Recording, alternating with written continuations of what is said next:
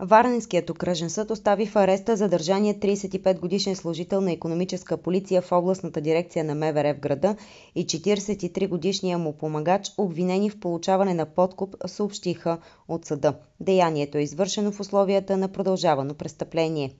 На 15 август окръжната прокуратура във Варна привлече към наказателна отговорност служителя на полицията в града за това, че в качеството си на длъжностно лице е поискал парична сума в размер на 8000 лева, за да укрие документи по висящо досъдебно производство. Досъдебното производство за подкупа е било образувано на 9 август по материали от дирекция вътрешна сигурност в града. На 14 август, при проведена реализация под ръководството на прокурор, полицейският служител е задържан в момент на приемане на подкупа. Задържано е и лицето, извършило посредническата дейност. Извършени са претърсвания и изземвания, при които са открити документите, които е следвало да бъдат укрити, както и големи парични суми. Определенията на съда подлежат на обжалване. Почти никаква подкрепа не срещат идеите за конституционна промяна, която да засяга смяната на националния празник или пък допускането на двойно гражданство във властта. Това показва изследване на Галъп. Останалите идеи имат подкрепа, въпреки че хората не са много добре запознати с тях. Идеята хора с двойно гражданство да имат право да бъдат министри и депутати в България среща ясна интуитивна критика, казват социолозите. 65% не се съгласяват с такава перспектива, а 17,5% се съгласяват. Останалите не могат да отговорят. 29% са за да се намалят правомощията на президентите у нас при съставянето на служебните правителства, но 44% са против. Останалите не могат да формират мнение. На директно питане от типа оставяме или променяме датата на националния празник и с коя друга, близо 70% приемат оставането на 3 март, а общо 14% се разпределят в различни други опции измежду официалните празници, свързани с националната история. 9,6% искат смяна с 24 май, 3% с 6 септември, а 1,4% с 22 септември. Останалите не могат да отговорят. На въпрос кой от двата празника се харесва повече, 33% назовават 3 март, а 10,7% назовават 24 май. 48% са в средната опция от типа харесвам ги еднакво, но има и 2,4%, които не харесват нито един от двата празника. Останалите не могат да отговорят, а сочат още данните на социологическата агенция. Напрежение около палатковия лагер пред паметника на Съветската армия в София снощи. 4 души, принадлежащи към футболна агитка, са били задържани за хулиганство и кражба, съобщи МВР. В полицията е подаден сигнал около 23 часа и 45 минути, че се уврежда монументът. На място са изпратени полицейски екипи, които са установили щети по паметника. Една жена е пострадала след напръскване с спрей, а дамската й чанта е била открадната. Служителите на реда са задържали 4 мъже, двама на 26 и 33 години и двама на 29 години. Един от тях е криминално проявен. По случая са образувани досъдебни производства за хулиганство и кражба. По време на инцидента пред монумента е разпънат плакат с надпис «Демонтаж». Хвърлени са били и димки. Ситуацията ескалира, след като разрешението за разположения палатков лагер, който пази паметника, вече изтече, но въпреки това защитниците на монумента на Съветската армия не се махат оттам. Това провокира саморазправа от другата страна. Вече има решение за преместването на композицията в Музея за изкуство от времето на социализма. Депозитите на домакинствата от над 1 милион лева са се увеличили за последните 12 месеца с около 30% и като бройка и като обем, показват данните на Българска народна банка. В края на юни милионерските депозити са 1324 и по тях има общо над 3 милиарда 628 милиона лева. Година преди това броят им е бил 1042, а парите в тях 2 милиарда 778 милиона лева. Причината за ръста на тези депозити се обяснява с факта, че банките премахнаха таксите за съхранение на парични средства. С над 20% са се увеличили за една година и депозитите с суми над 200 000 до 500 000 лева, както и тези между 500 000 лева и 1 милион лева. Първите са достигнали 19 150 като брой, с 5 милиарда 366 милиона лева в тях, а вторите са 2718 с общо близо 2 милиарда лева. Ръст от 30% за една година се наблюдава и при фирмените спестявания над 1 милион лева. Българските банки все още задържат на нулеви нива лихвите по депозитите на своите клиенти, фирми и граждани, въпреки многократните повишения на основните лихви в последната година от Европейската централна банка. В края на второто тримесечие на 2023 година броят на депозитите на домакинствата леко намалява, но парите в тях като цяло продължават да растат въпреки липсата на доходност в големите банки и скромните лихви в по-малките финансови институции. Размерът на спестените пари в края на юни 2023 нараства на годишна база с 10,4% и достига 74 милиарда 675 лева.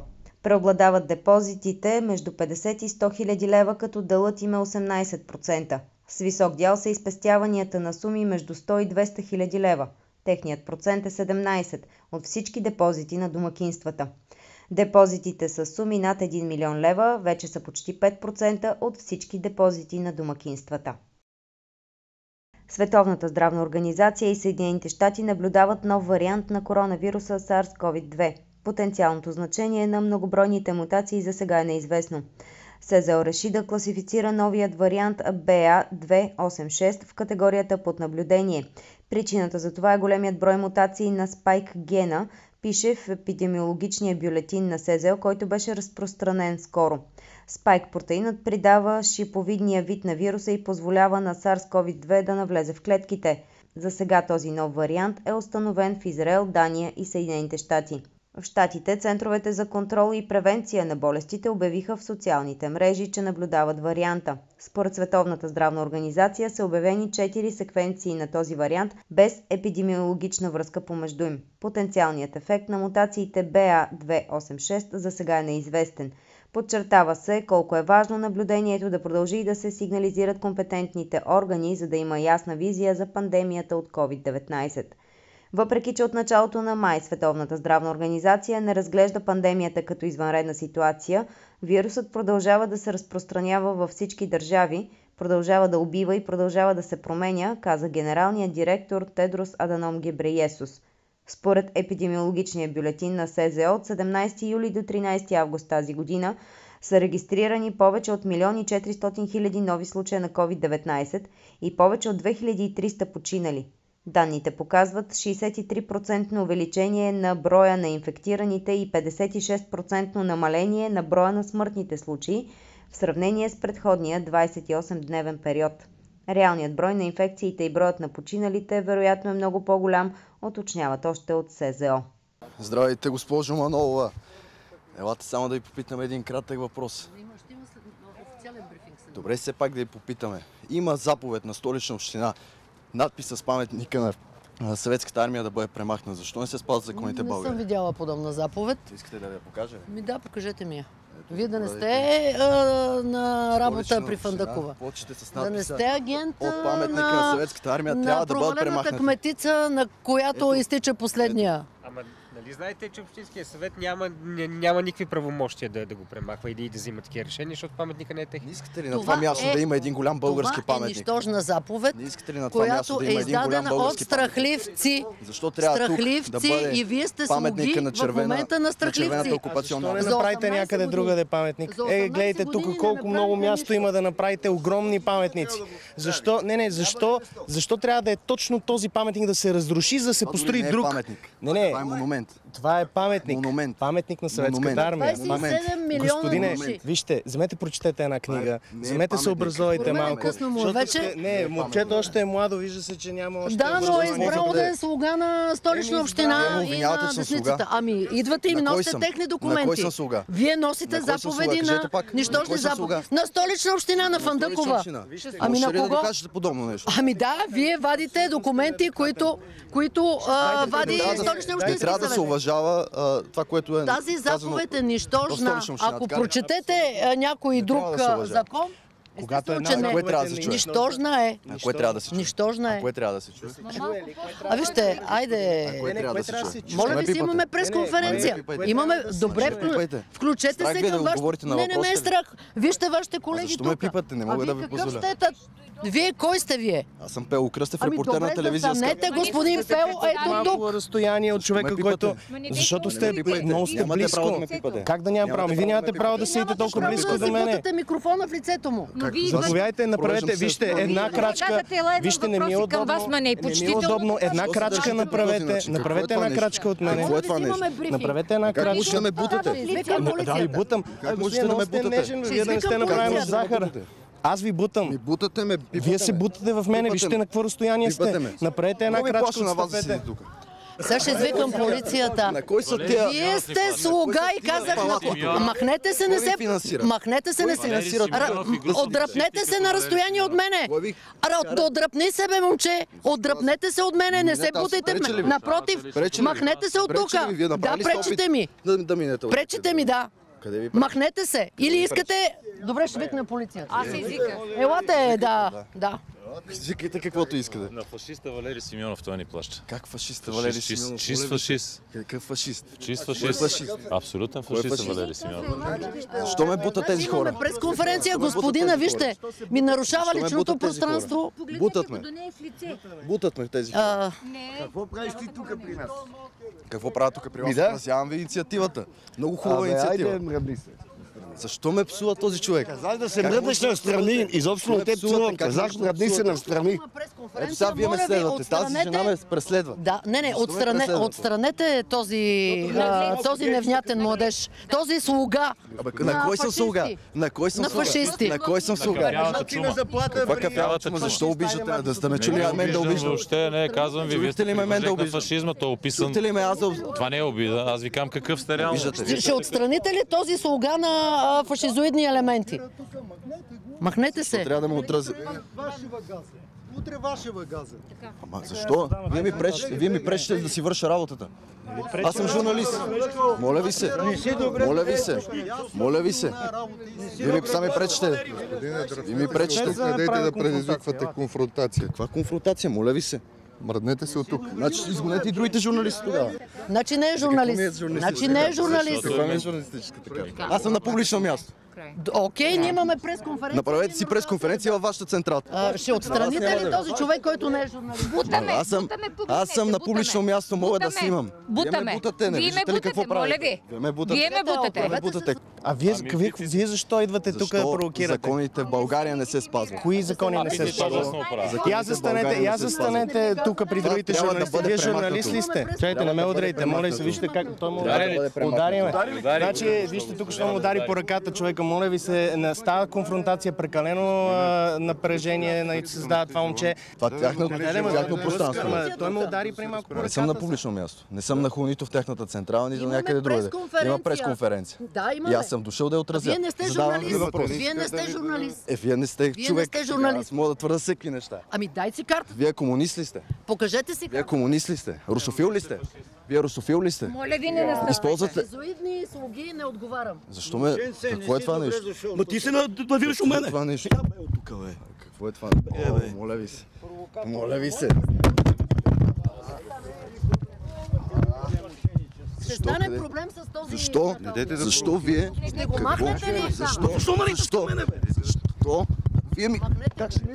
Защо путате? Как ще чупите? Как ще чупите? Как ще чупи? Сега искам да... Легитимирайте го.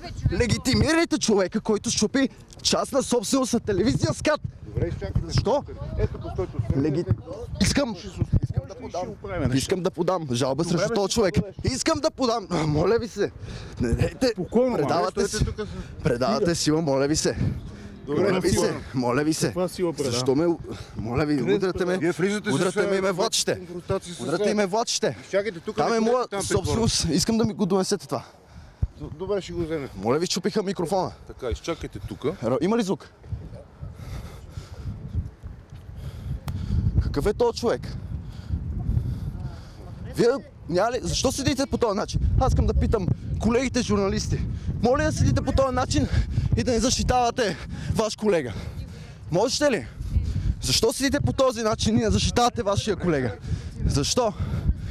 Годишният темп на инфлация в еврозоната се е забавил до 5,3% през юли, от 5,5% през юни, сочат данните на Евростат, които потвърждават предварителните експресни оценки на Европейската статистическа служба. През юли 2022 година инфлацията достигна ниво от 8,9 на 100. Общо за Европейския съюз инфлацията се е охладила до 6,1% спрямо отчетените през юни 6,4 на 100 и 9,8 регистрирани през юли миналата година. На месечна база ценовите движения в блока остават стабилни, докато тези в еврозоната се охлаждат леко спрямо юни, както сочеха и предварителните изчисления. Сред страните членки на блока най-бавен годишен темп на инфлацията отчитат Белгия, Люксембург, Испания, Унгария, Словакия и Полша.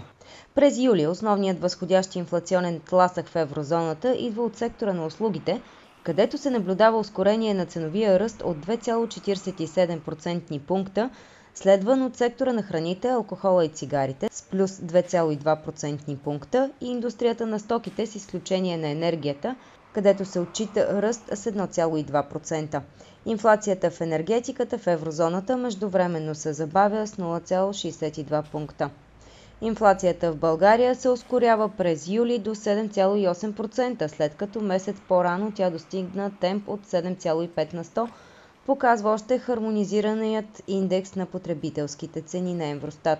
На месечна база ценовият натиск у нас също расте с 1,2 на 100. Съдът в Разград остави за постоянно в ареста началника на група миграция към областната дирекция на МВР, задържан на 14 август за участие в корупционна схема, свързана с издаването на визи за чужденци за дългосрочно пребиваване в България.